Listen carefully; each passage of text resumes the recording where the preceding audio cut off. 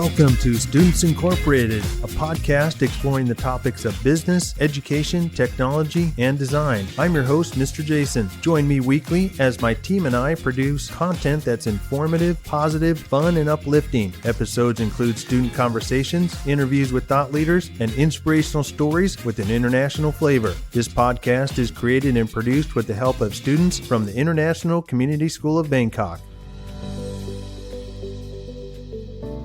Hello and welcome back. I'm Mr. Jason, and today I'm joined by our guest, Mr. Jarun, a technologist who works in the fields of AI and data science. Then for segment 2, we'll continue with part 6 of our story, The Secrets of El Dorado. But before we get into segment 1, let's get our quote of the day and hear some headline news. Hey everyone, I'm Premi, and our quote of the day comes from Smarty Pants, which is an AI-powered chatbot Mr. Jason created using OpenAI's LLM API.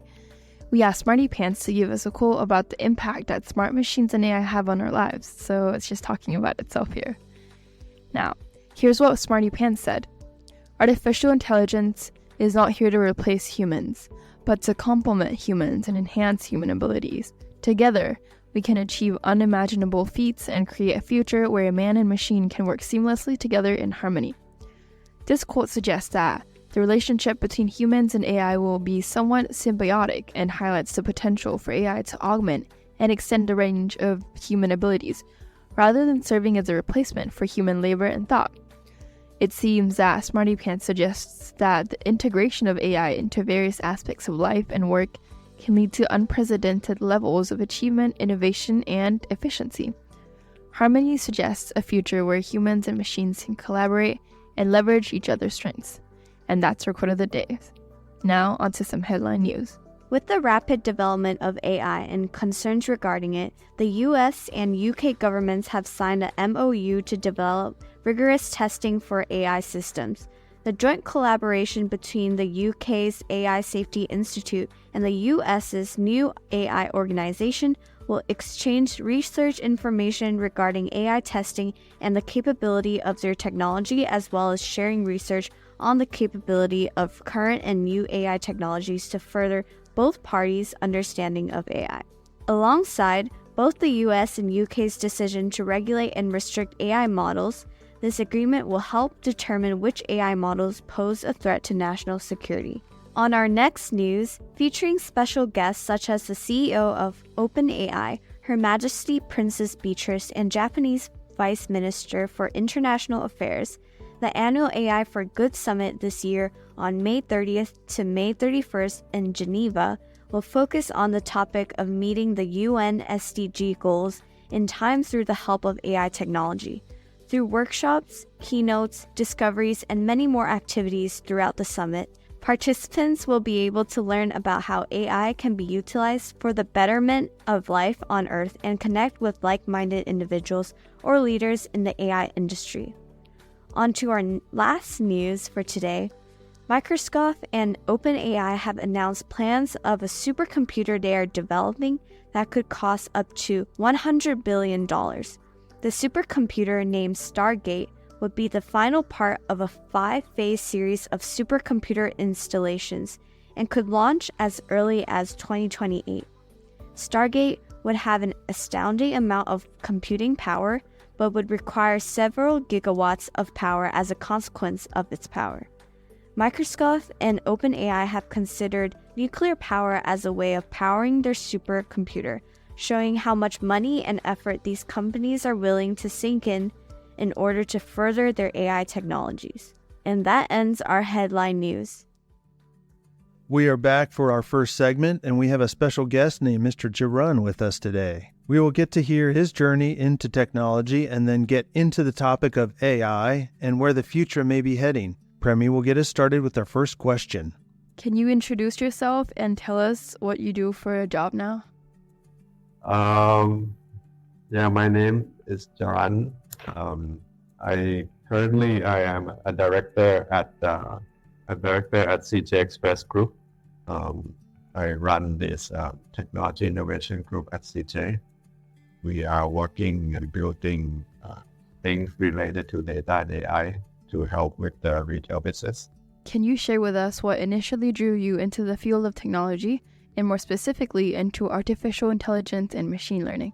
So I like to play with toys. Right? When I was young, I tried to make things, and then it started off with when I was basically I have to pick the school that I have to attend during the college. So that's when I picked the electrical engineering. So hoping that I could get to play with different kind of technology.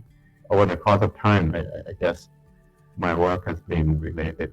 Since my senior project, I did something with the neural network, which at that time I don't even know what that AI was about. But it was interesting to see how it became just a simple mathematical model, and the idea of learning using algorithms to learn from data and then evolve into something.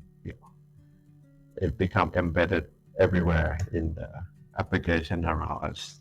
What have been some challenges you've faced so far in your career?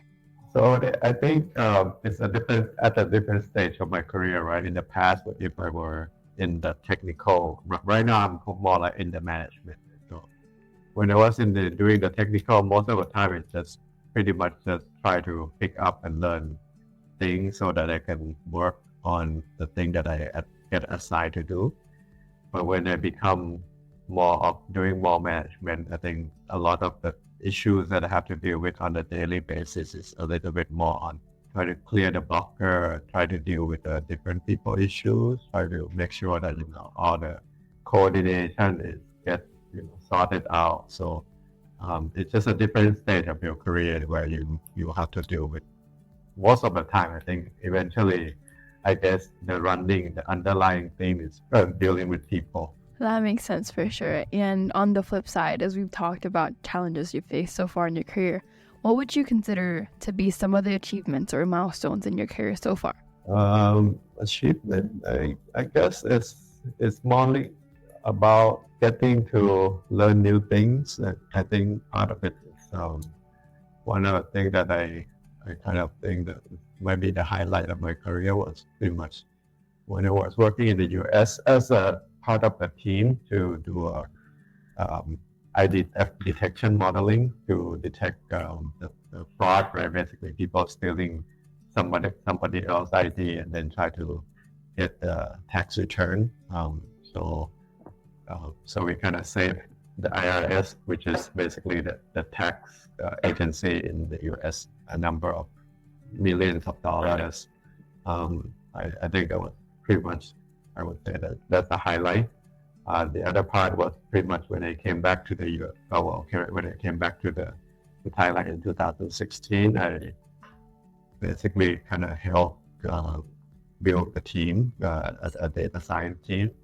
It was at that time it was quite early in Thailand to have that kind of capability. We became sort of like a good brand, a company that I helped with the service became kind of well known among the people in the industry about like if you want to do data and AI, then people know what service is about. So yeah, those probably two of the highlights that I had. Along the data science field of what you talked about, what would you say are some common misconceptions about AI and machine learning that you encounter? Well, people probably get a lot from the movie, right? AI could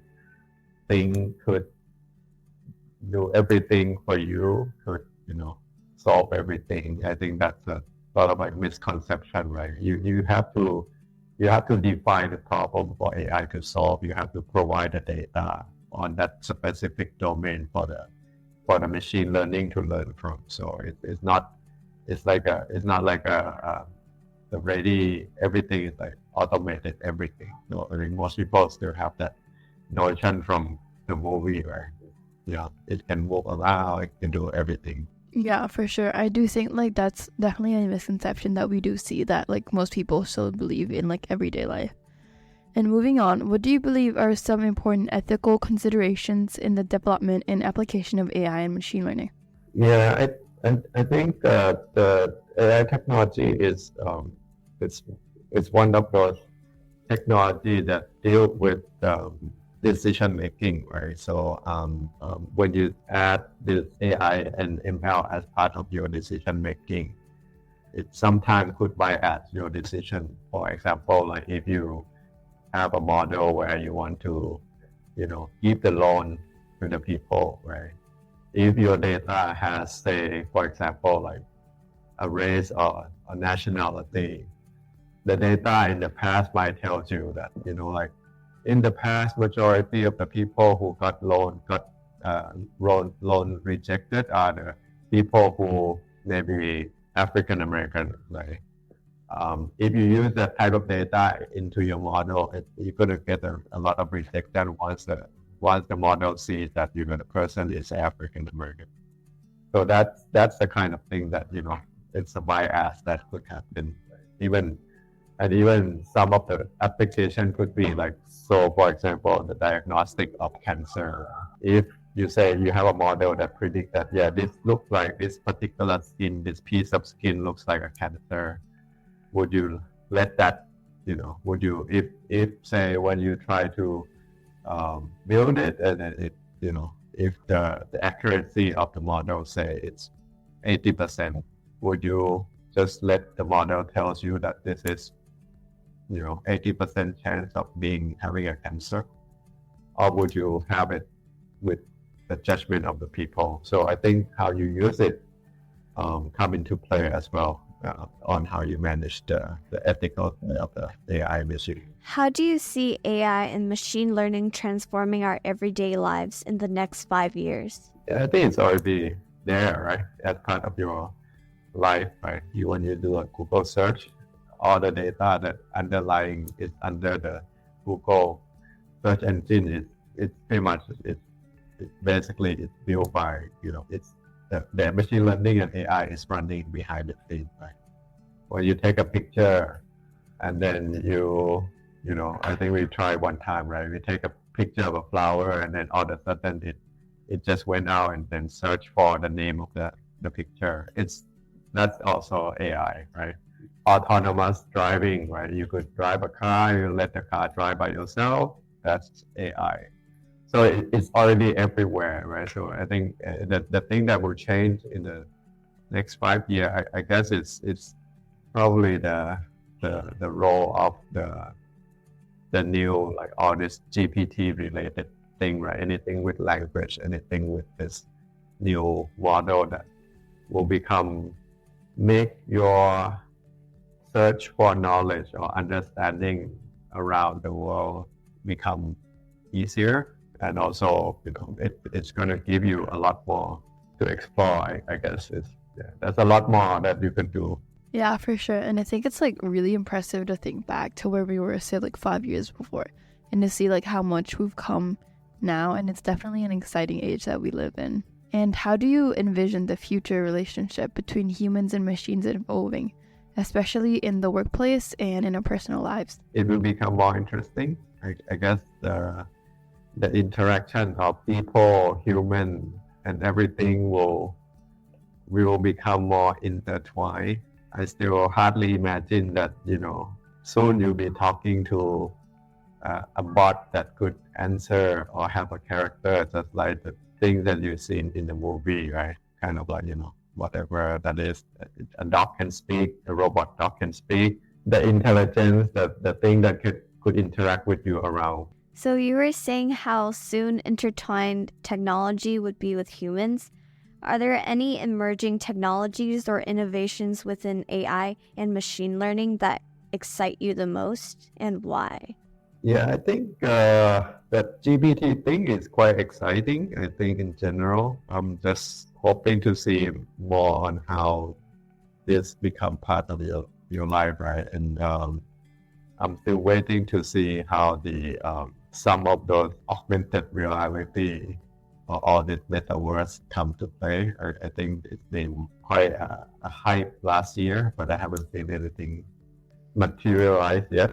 I guess it's because of probably the infrastructure readiness is not there. But I think the current general class of what we call this generative AI, right?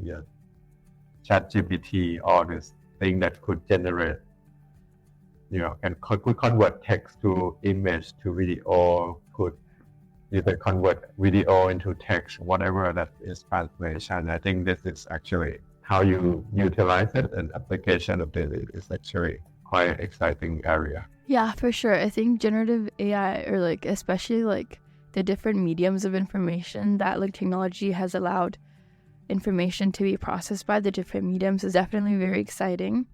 And finally, usually like to end our segments by seeking advice from our guests.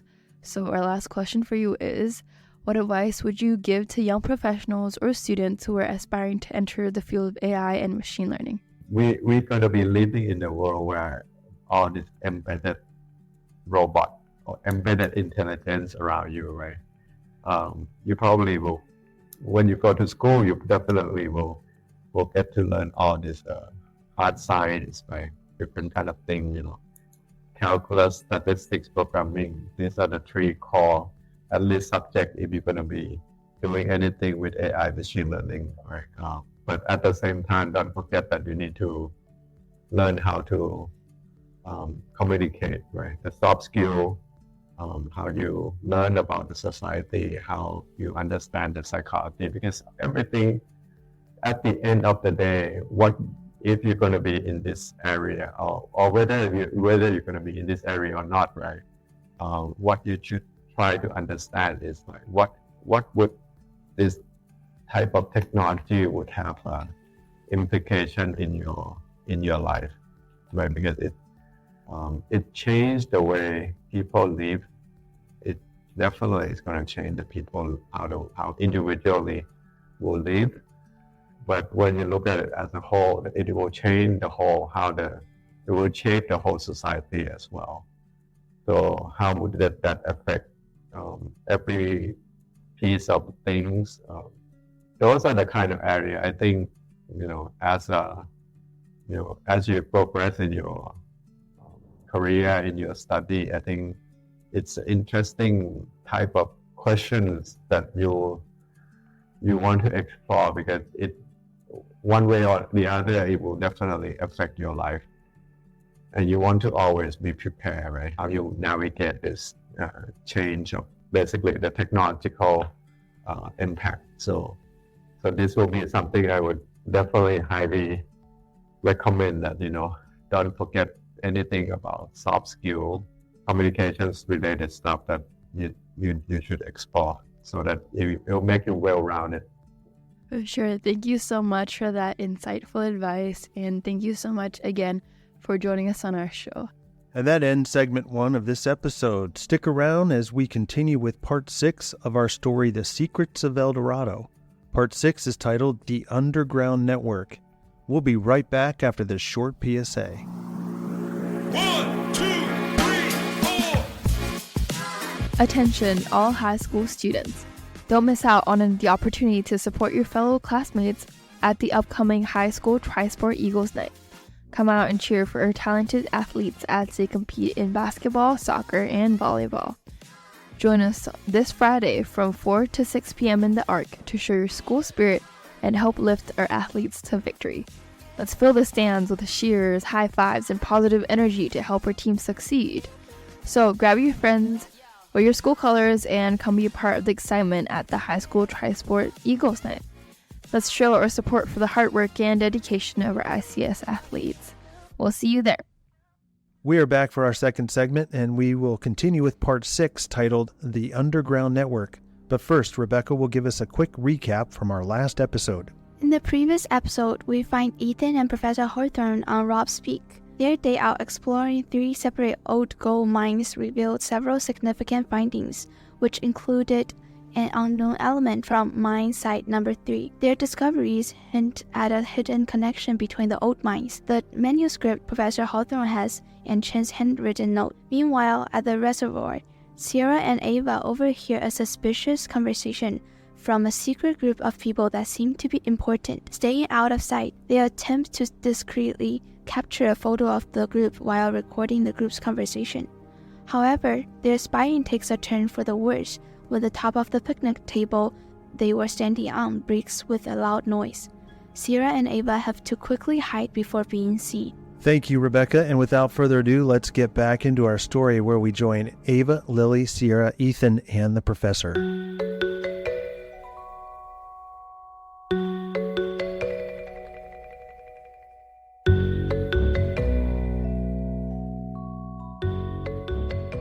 We're back with Ava and Sierra, having left off as the top corner of the picnic table they were standing on broke with a loud cracking noise. The people in the meeting room go immediately silent, now aware that someone is outside, possibly listening to their entire conversation.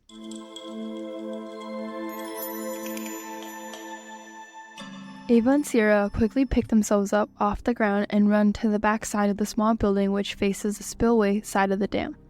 There is a short 5-foot drop off to a narrow ledge which runs along the entire length of the top of the dam. Below this narrow ledge is a 60-foot drop off almost straight down to the bottom of the spillway. Without thinking, they quickly and carefully climbed down onto the narrow ledge. They did this to hide from whoever was coming out of the building to see what the noise was. The girls have to be careful not to slip. If they did, they would fall straight down to their death. Thankfully, the wind is light and the ledge is dry. They press their bodies firmly against the side concrete. Ava breathes heavily, catching her breath. Her feet are firmly planted on the ground and she looks at Sierra. Look at Sierra, she thinks to herself. Don't look down, don't look down, don't look. Suddenly, Ava hears the sound of the people in the meeting scurrying as they walk around above them and around the building, searching for the source of the noise. Sierra presses her fingers to her lips, signaling to Ava to be quiet. She also hopes Ava knows that they have to be super still and careful not to fall as their backs and hands are pressed up against the exposed side of the spillway.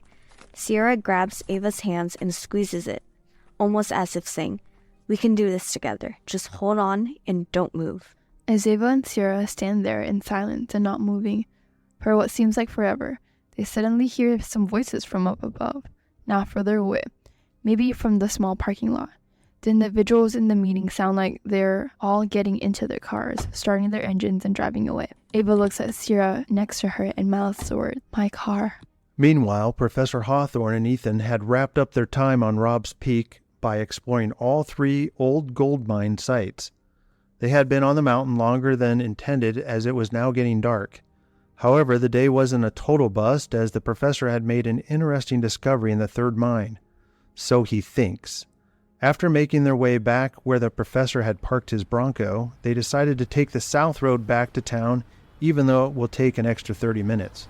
The south route back to town runs right by the reservoir where Ethan's tracking device shows Lily to be, and where Ava and Sierra most likely are as well. Professor Hawthorne tells Ethan, "If your tracking device shows that Lily is still at the reservoir by the time we get there, let's stop and meet them. Maybe we can regroup and catch up on what's been happening."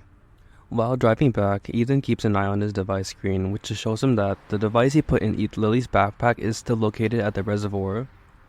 Ethan also notices that the vehicle behind them has been following them since they left the mountain. Ethan thinks to himself, could this vehicle be following us? Ethan's not sure if Professor Hawthorne notices the car, but decides to keep it to himself, especially when the professor turns into the reservoir access road and the car behind them continues straight. The car does not follow the professor and Ethan onto the reservoir access road, which leads to a parking lot by the dam. However, Ethan turns around and looks out the backside window as they turn onto the access road to get a look at the car behind them as it passes by. Ethan notices that it is black and dark blue and has a different style license plate than a standard California tag. Finally, Professor Hawthorne and Ethan reached the reservoir parking area by the dam and spillway. According to Ethan's calculations and his tracking software, this was the area Lily was to be. The professor steers his Bronco into the small parking area and parks it near the small building next to the dam and spillway.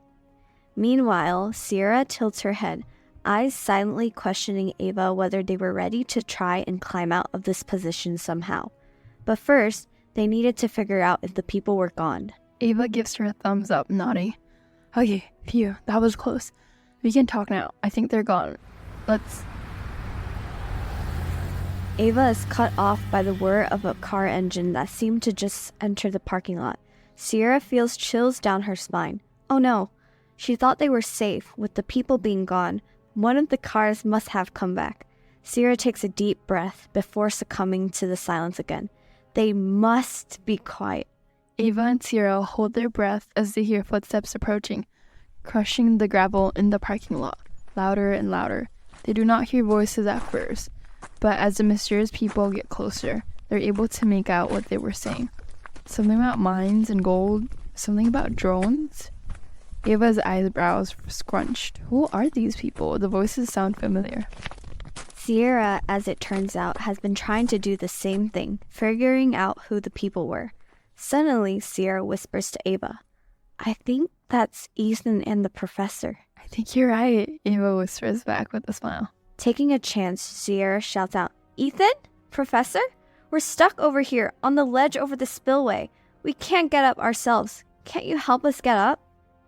Ethan asks the professor if he hears them. "Do you hear that, Professor?" Ethan says to the professor. The voices sound familiar. In fact, it sounds like Sierra. Professor Hawthorne looks over at Ethan and says, I do hear that, but I can't tell where it's coming from. "Follow me," Ethan says. "It's coming from that building." Ethan walks towards the small building, which sits next to the den with the professor. They both notice a broken picnic table along one of the sides of the building, and then hear Sierra's voice once again calling out. "Hey, guys, we are down here, on the ledge," Sierra says again with confidence, as she is sure she recognizes Ethan's voice since she works for him every day in the cafe. Ethan cautiously moves around the backside of the building, which overlooks the spillway and includes a drop-off that goes straight down almost 60 feet. Ethan looks down and sees both girls looking up at him.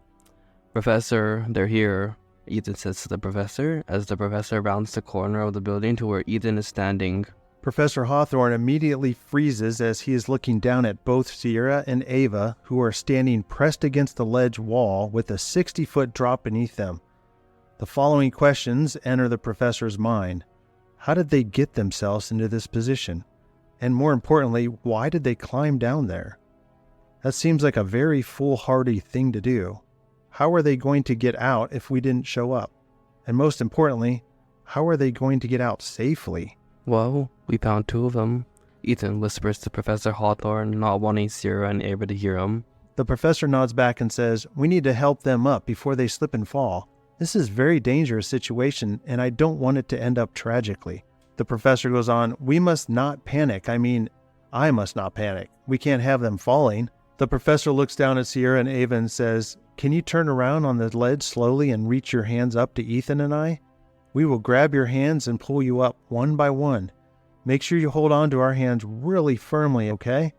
Get a strong grip and we'll do the rest. Professor Hawthorne instructs the girls and Ethan, making sure his voice is level and calm, or at least calm enough. "Do you want me to go first, Ava?" Sierra asks before she remembers. "Oh, you're scared of heights, aren't you? What's best for you? If you go first or if I do? I'm good with anything." Ava hesitates, internally telling herself to absolutely not look down. I'm too scared to move right now. Is it okay? Can you go first? "Sure, of course." Sierra shoots Ava a reassuring smile before making sure she's pressed against the ledge. Sierra slowly and carefully turns herself around so she is now facing the wall, pressed up against it firmly with both her arms raised up.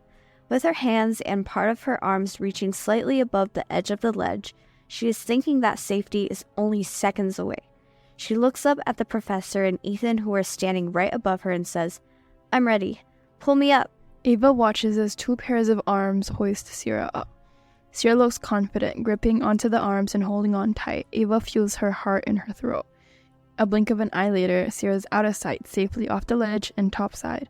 Her heart beats even more fiercely. "Your turn, Ava. Are you ready?" Ethan shouts out. No, Ava screams inside her head. Instead, she croaks a small, okay. She hears her rapid breathing, and in a distance, she hears Sierra shouting words of encouragement. She follows what she saw Sierra do earlier. Turn around slowly and cautiously, raise her hands and arms up high, ready. All right, the professor says, hold on tight. Ava swallows, channeling all her remaining strength to hold on. She lets out a scream as she feels her feet being lifted off of the ground. Her feet dangle in the air now. In the realization, she panics. Ah, she screams.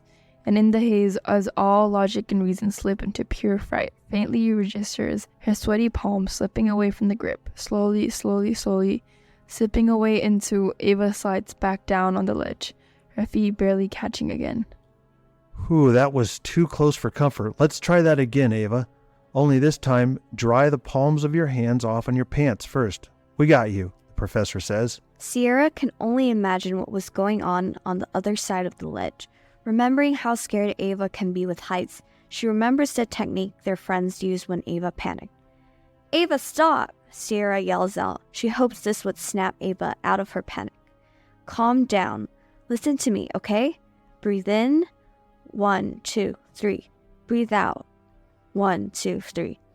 Okay, good. Stay with me, Ava." Ava breathes in and out, focusing on following what Sierra tells her to do. She ignores the sensation of being in air, rising up and up, and the possibility of what could have happened if No, don't think about that, she scolds herself. Instead, focusing on Sierra's clear voice, instructing her to breathe in and out. Breathe in and out. Breathe in and... "You can open your eyes now, Ava," Sierra says. "Good job, we're alive." Ava takes a deep breath and opens her eyes to see her standing in front of Sierra. She can tell that her feet are firmly planted on the ground once again. She tackles Sierra into a hug, thanking her for her calm voice and encouragement.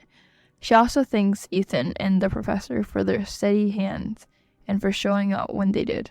Professor Hawthorne says, "I'm really glad Ethan and I found you out here tonight and that everything went well. Otherwise, I don't know if I would have been able to live with what thankfully didn't happen." Ethan agrees and is standing there in silence as he's coming down from the adrenaline rush that's still pumping through his veins. All right, he glances back again to check that Sierra and Ava are safe and says, "Is Lily on the ledge as well? I didn't see her." Sierra's eyes grow wide.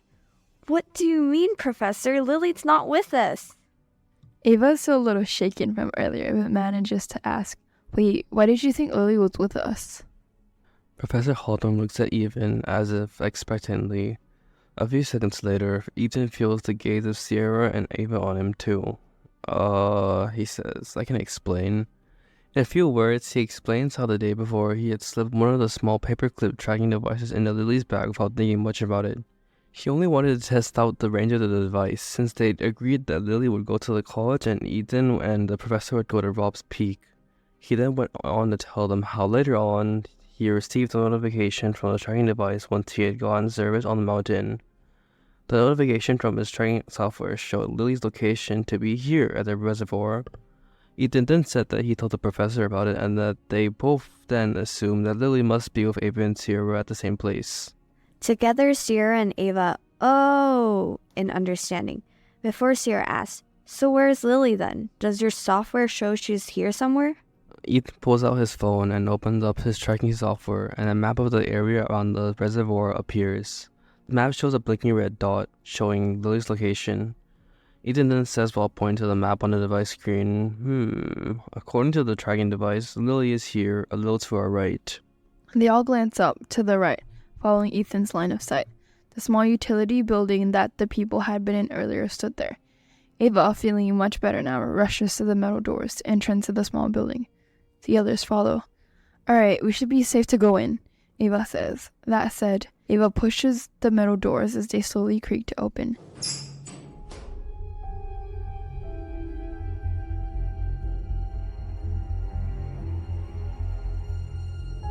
Together, the group moves into the small space, which is now only dimly lit by the moonlight coming in through the small side of the half window. They quickly scan the room while calling out Lily's name. "Lily, where are you? Are you in here?" Ava says with some hesitancy as she looks around. Ava recognizes the meeting table and the chairs that had been used up earlier by the secret group who was meeting in the first place.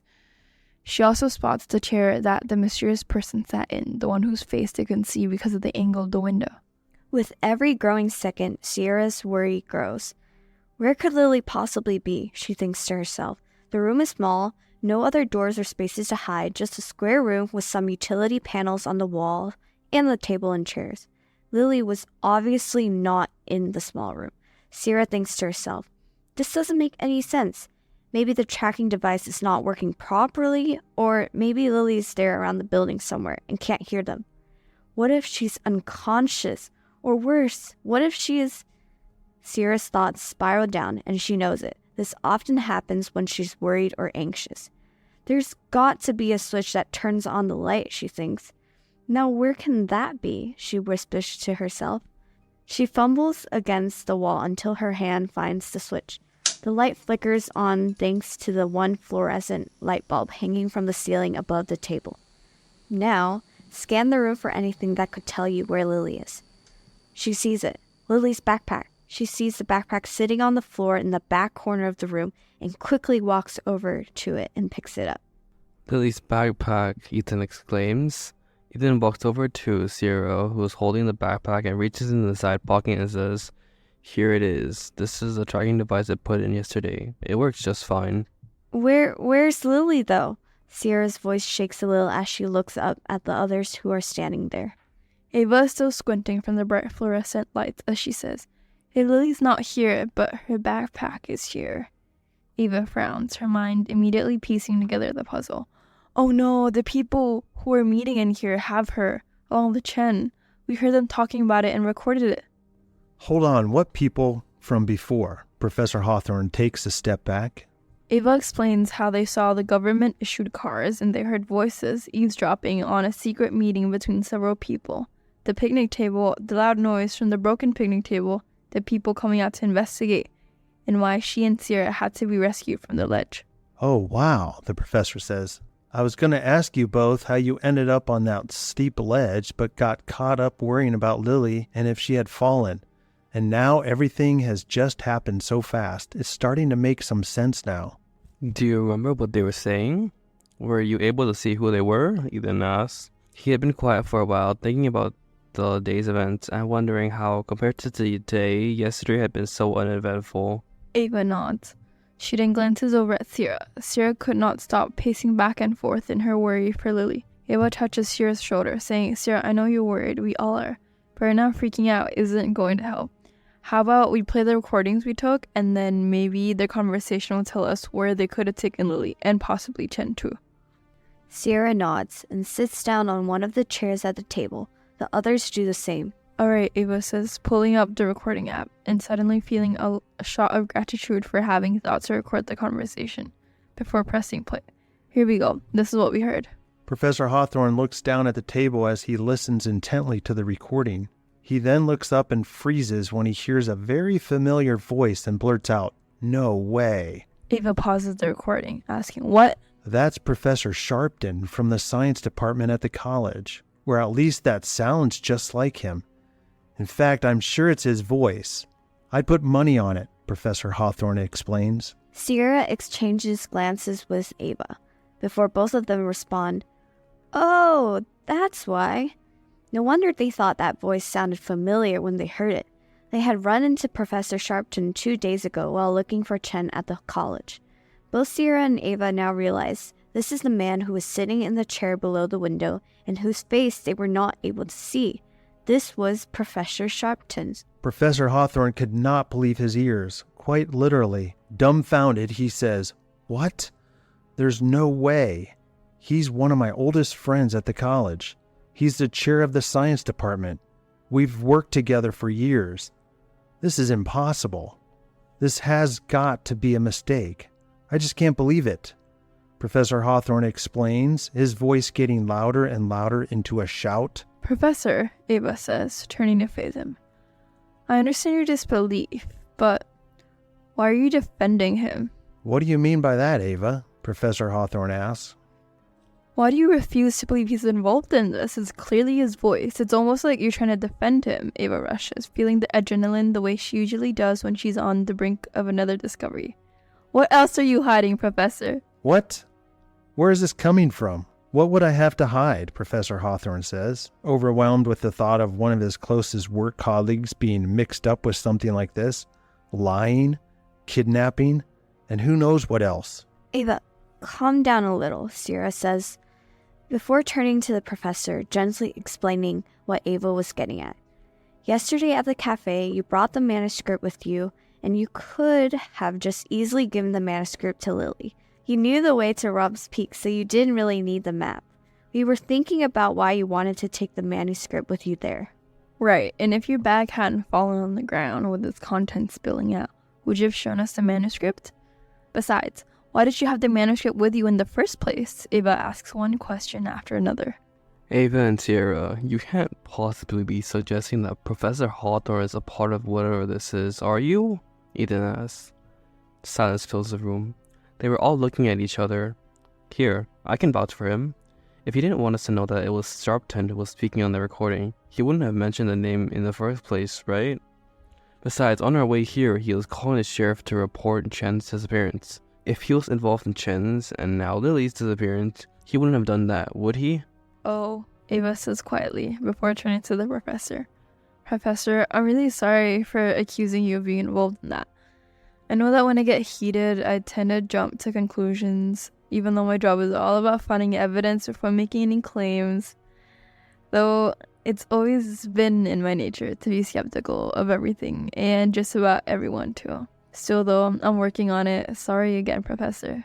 That's okay, Ava. I can understand from your perspective, the professor says before realizing something. Hold on. Is that why you and Sierra didn't tell us you were exploring the reservoir today? Because you were suspicious of me? Ava exchanges glances with Sierra before admitting yes to the professor's question. That was the reason why Ava responds. I see. And that makes sense, I suppose. Hopefully I've earned your trust by now, and I haven't forgotten that you do work for the Bee and assume you are working on a story as we speak, the professor responds. Ava quickly changes the subject and asks, Ethan mentioned you called the sheriff's office to report Chen's disappearance. How did that go? The professor responds, well, to be honest, he didn't seem to be troubled by it, almost like it was no big deal. By contrast, our town had a missing persons case last fall when a woman went missing for about a week or so. The sheriff's department was all over it within 24 hours, followed up by a daily news briefings as they coordinated with the mayor's office. The woman was finally located safe and sound at one of her family's homes outside the county. It turns out it was all a big misunderstanding. So to answer your question, the sheriff's response was not what I expected. Maybe he's just being a little cautious so as not to repeat another media blitz without proof. He listened and jotted down the information I gave to him about Chen and then thanked me. Said he would look into it. That was it. Honestly, I'm not even surprised, Sierra says. I'm only worried this means that Chen, whoever he is, isn't getting the help he needs.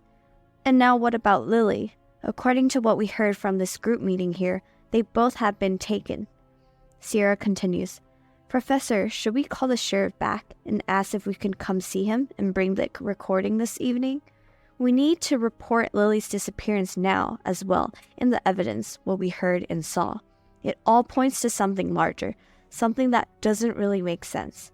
Ava and I took several photos of the group's license plates earlier. We could give the sheriff all of our findings and let them handle it from here on out. Ava could tell Professor Hawthorne was thinking as he did not respond to Sierra's question right away. So she offered another option that may allow them to gather more proof information without tipping anyone else off. Ava had very much gone into her investigation zone and was secretly wanting this unfolding mystery to be big. She was concerned for the two missing people, but she did not know them personally. So much of her motivation was driven by the need to solve this mystery and write a great set of articles for the Bee. Ava speaks up before Professor Hawthorne could respond to Sierra's question. Or we could wait until tomorrow to contact the sheriff. This would give me time to have my colleague at the Bee look up the license plates we took photos of tonight. It seems that people meeting here tonight assumed there would be no other people here. Otherwise, they would have probably chosen a different location and not have driven their own cars. What do we know so far? Sierra interjects. Chen and Lily are missing, presumed kidnapped by this group or someone associated with this group. And Professor Sharpton was in the meeting tonight and did not sound very happy. Ethan then chimes in. Lily was going to the science lab at the college earlier today to work on the formula Chen had written on his notes of Professor Hawthorne. The same lab that Professor Sharpton oversees, and there are two sets of coordinates that lead to two different locations that seem to be connected somehow. The reservoir and Rob's Peak, and the coordinates were coded using the old Chinese telegraphic code system. We seem to be missing something that connects these things together. The professor had been looking up at the half window as he was listening to the group's conversation, still thinking and contemplating on what to do regarding Chen and now Lily's disappearance. He is still very upset at what he had heard on the recording, and especially knowing that the voice he recognized was Professor Sharpton. It sounded sinister and dark, a tone in the voice of Professor Sharpton that Hawthorne had never heard before. Professor Hawthorne looks back down at the group and interjects, "Ethan, you forgot that we discovered something in mine site number 3 today on Rob's Peak. Something that I had never seen before around here, a substance in the rock face. And the padlock was cut, which gave us access to enter the mine, which is usually not the case. I also noticed other footprints in the dirt, and they seemed fairly recent. Maybe just a coincidence? I think not. We should consider that all this is connected somehow." As the professor is still talking, he pulls out the manuscript and spreads some of its pages onto the table in front of the group. As the professor is thumbing through different pages of the manuscript, Ethan looks around with a slight smirk on his face and says, "Guys, it's kind of weird how we're having our own secret meeting in the same room the other group had their secret meeting a minute ago. So weird. It's like the bad guys meeting and the good guys meeting." Ava glances at Ethan with half a smile and says, "Yup, I'm definitely going to use that in my story." Ava then asks the professor, "What are we looking for in these manuscripts pages?" Before answering Ava's question, the professor says, "I think they closed the reservoir's access road gate at midnight, so we need to hurry as it's already almost 11:30. The professor sends a quick text message to his wife letting her know he is still out and will be coming home soon. Not wanting to alarm her of what the group had discovered, he leaves out all the details and why he will be later than what he had told her earlier. The professor then looks up at the group and says, "Okay, the manuscript is not that long, about 120 pages or so. If we divide up the pages, it'll go a lot faster. And if I remove the pages that contain irrelevant lists of materials and supplies, the local shops carried at that time, and the drawn maps of the 3 mines on Rob's Peak, then we are down to about 80 pages total. So let's divide up the remaining 80 pages, 20 pages or so, give or take, for each person and go from there." The professor continues, "Scan each page as quickly as possible. We're looking for anything that seems out of the ordinary, information that may seem important to what we already know, like formulas, mentions of minerals or substances, gold, or names and or places we don't already know about. I looked at this manuscript several years ago, but I didn't study it thoroughly enough at that time to remember every detail. So, with the knowledge we already have, it's important we look for more clues in these pages. There's a reason this was never published, and maybe we can discover why." The group gets to work. A short while later, Sierra speaks up. "I think I found something interesting. At least it's interesting to me as I've not heard of this before, and I grew up in Coloma."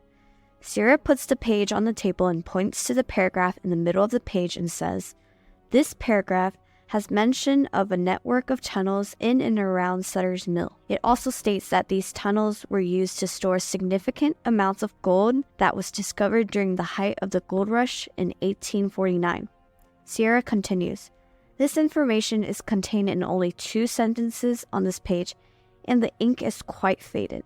I mean, at least I think that is what the sentences say. Someone else can check the writing and see if that is what is actually written there." Ava grabs the page and looks at the paragraph Sierra is pointing to and says, "Yup, that's what it says."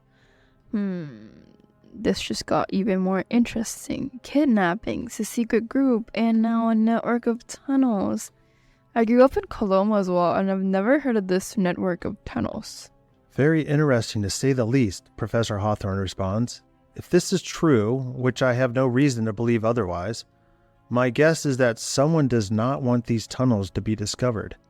I've never heard of these tunnels either, nor have I heard of anyone at the college having knowledge of these tunnels." Ethan speaks up. "I may have found a connection to the Chinese symbols that were used on Sentinel on the margin of one of the pages on the manuscripts etched into the walls of the mine." "Really?" the professor asks. Ethan goes on, "This page mentions that there were 2 brothers from China who came to America around 1847, maybe to work on a railroad or to be day laborers of some sort." Ethan continues, "The next paragraph reveals that the 2 brothers from China found work under the supervision of a man called James W. Marshall. Mr. Marshall, so it seems, was tasked with building a sawmill near a river from the property of a man named Johann A. Sutter." Ethan stops for a moment and looks up at the group and then continues, My assumption is that the river mentioned is the American River as we know it, which runs right through the heart of Coloma, and the sawmill mentioned is Sutter's Mill, where the first gold was discovered. Okay, this is starting to make a lot more sense, the professor says. This information is not known to any of the historians who have studied and published books about the Great Gold Rush. It's not my expertise, but I have read some of those books. The Two Brothers from China, a network of tunnels, only one of the 3 mine sites that seem to produce gold, the golded Chinese characters. But how does this connect to the reservoir then? Also, I found a substance in one of the shafts of the 3rd mine that I couldn't identify. I collected a small sample. I need to get it tested. Ava jumps in with something she found. This page I have must come after one of Ethan's pages, as it also mentions some information about the 2 Chinese brothers. This paragraph says that the 2 brothers, after they found gold flakes discovered at their sawmill building site, the 2 brothers built a small cabin on Rob's Peak overlooking the valleys below. It goes on and says that between the work contracts, where the 2 brothers would spend a lot of time on Rob's Peak. Maybe they're hoping to strike it rich as well, so they wouldn't have to keep working for someone else, Ethan says. The professor then interjects, and at that time, back then, this reservoir did not exist. The place where we are now sitting was part of the valley region. This dam, the spillway, and this reservoir lake was not here. This all came about after the gold rush. However, during the gold rush, these valleys were full of makeshift campsites, worker camps, mining camps, which held all sorts of logistical materials and supplies that the gold rushers needed and used while looking for gold. And many of these camps were supported and run by the foreigners. Many of the workers in these camps came here after working on the railroad crews, many of which were from China, and they weren't treated well, as some of the other pages in this manuscript describe. Professor Hawthorne looks at his watch and says, "We need to pack up and leave as it's almost midnight. The gate will be locked and we won't be able to drive out of here." Ava looks around the room and asks, "What next? What's our plan? I mean, we've got some valuable new information. 2 people missing, and we also may be in danger now." The professor looks directly at Ava, then Sierra, and then Ethan and says, "As of now, and with this new information, I am not going to tell the sheriff yet about Lily's disappearance. My previous interaction with the sheriff about Chen being missing is not sitting right with me. So, for Chen and Lily's sake, and for our own sake, don't tell anyone what we've talked about tonight. Let's meet at Ethan's cafe right when it opens tomorrow morning. Ethan, can we meet by the back door in the alley and then meet in your office, out of view of the customers in the cafe? We need to be discreet and plan our next moves carefully, as I feel Chen and Lily's lives might depend on it." Sure, Ethan replies. Come about 15 minutes before opening time at 6:45 a.m., and I can let you through the back door. Knock 3 times in a row like this. Ethan then demonstrates how they should knock on the back door by knocking on the table they are sitting around. Sierra looks around and says quietly and a little nervously, "Cool, we have a secret knock now." She then clears her throat and adds, "I'll take Lily's backpack with me." As the group gets up from the table, turns out the light, exits the small room, and closes the metal door, Ava is quietly thinking to herself of how she can contact Ted tonight and ask for another favor. It's a big favor, and it's really late. This favor will involve Ted having to use his contact at the San Francisco FBI office. Ava really wants to know who the other people were at the bad guy meeting, which took place earlier that evening. After all, she has photos of some of their license plates and a recording of their voices. However, little does Ava know that the bad guy is also a photo of her license plate.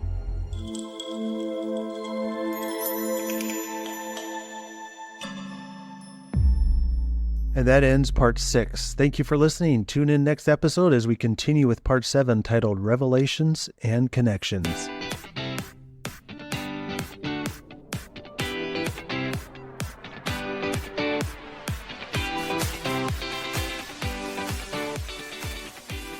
As we end this episode, we'd like to thank Mr. Jarun again for coming on the show and sharing about his journey and work within the technology world.